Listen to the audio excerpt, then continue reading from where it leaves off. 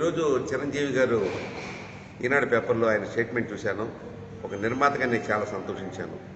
ముఖ్యంగా క్యారవాన్ సంస్కృతి వచ్చిన తర్వాత హీరోలు హీరోయిన్లు అందరూ కూడా క్యారవాన్లో కూర్చుంటున్నారు. బయట మనం కనుక కూర్చుంటే అందరూ బాగా పనిచేస్తారు. సీరియస్గా చప్పన వర్క్ అవుతుంటే నిర్మాతకి లాభం చేకూర్చిన వాళ్ళు అవుతాం. చప్పన సినిమా పూర్తి చేయొచ్చు. అలా కాకుండా కేవలం అసిస్టెంట్ డైరెక్టర్లు అందరూ కూడా క్యారవాన్లోకి వెళ్ళి హీరోలు పిచ్చురావడమే సరిపోతాం తప్ప మరొకటి పని జరగట్లేదని చెప్పేది నిజమైన అక్షర సత్యం. నిజంగా చెప్పాలంటే చిరంజీవి గారికి ఉన్న అనుభవం, ఆయన ఎంతో అనుభవంతో చెప్పినటువంటి మాటలు నిజంగా అమృత తులియాలు.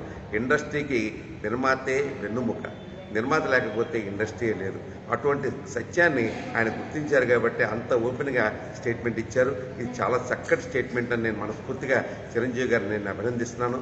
ఈ విషయంలో ఆయన చేసినటువంటి సూచనని అందరూ కూడా పాటించవలసిందిగా నేను మరొకసారి నేను కోరుతున్నాను. నాకు తెలిసినంత మటుకు ఇందాక చిరంజీవి గారు కూడా చెప్పారు, నేను మేకప్ చేసుకోవడానికి తప్ప క్యారవాన్లోకి వెళ్ళను, ఎప్పుడూ బయటే కూర్చుంటానని చెప్పి. ఎంత పెద్ద హీరో అంత చక్కగా డౌన్ ది ఎర్త్ ఆయన మాట్లాడుతున్నారంటే ఆయనకు నిజంగా ధన్యవాదాలు చెప్పాలి. నాకు తెలిసి బాలకృష్ణ గారు కూడా ఎప్పుడు కూడా మేకప్ కోసమే లోపలికి వెళ్తారు తప్ప క్యారవాన్లోకి మిగతా సమయంతో బయటకు కూర్చుంటారు. ఇలాగే మిగతా హీరోలందరూ కూడా కనుక చేయగలిగితే, హీరోయిన్లందరూ చేయగలిగితే నిర్మాతకి సౌలభ్యం చేసిన వాళ్ళు అవుతారు, నిర్మాత యొక్క కష్టాల్లో పాలు పంచుకున్న వాళ్ళు అవుతారు, నిర్మాతకి 4 రూపాయల లాభం తెచ్చే దాంట్లో కూడా పాలు పంచుకుంటారు.